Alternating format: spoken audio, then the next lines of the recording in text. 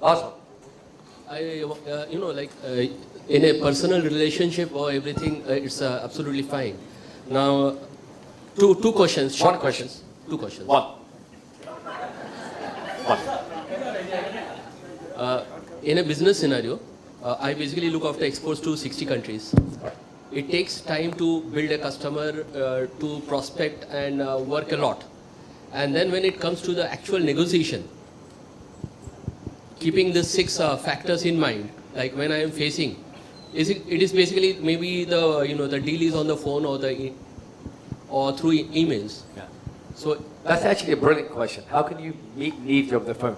now I have not met that person or whatever, but Brilliant. from his talks or from his authority or from the size of the organization, we are a 100 crore company. So from the organization, I understand he's a much bigger guy and has more power than my company. I am selling my product at a premium rate. Okay. Now, how do I deal when it's the other person is basically like dominant, extrovert person and trying to dominate me? Okay, now first of all of these are his perceptions. Dominate, look at the words he used. Dominate me, powerful, bigger. That makes me assume that he now becomes a midget, a little man in front of this giant. So automatically, before he even starts his communication, his needs of significance is low. I'm not good enough. I'm going to ask you a question in a completely different way, because your answer can be too long, and I'm going to give you an example.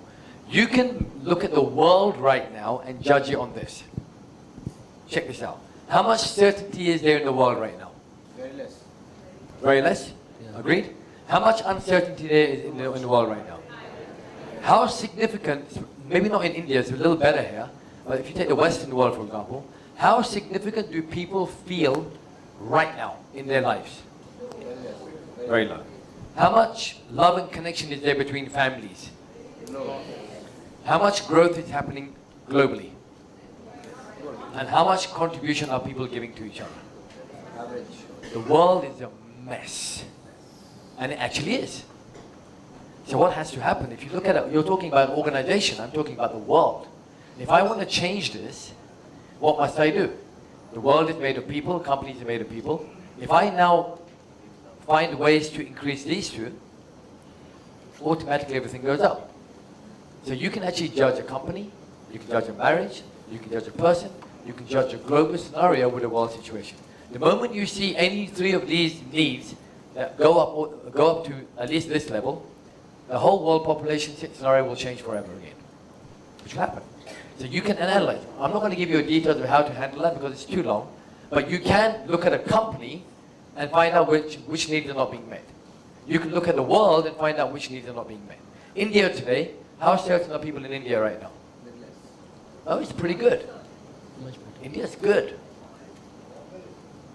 No, India's pretty good. It's growing. I mean, it's not uncertain as a country. We know the next 10, 15 years, strong times for India. How much excitement is there in India? Very much. How much significance are people now beginning to have the ability to gather themselves? Huge. How much love and connection is there? It's come down a bit. The family unity factor has come down a bit, for sure. But it's still there. How much growth is the country facing? And people are contributing more. They are contributing. That's why India is boom time.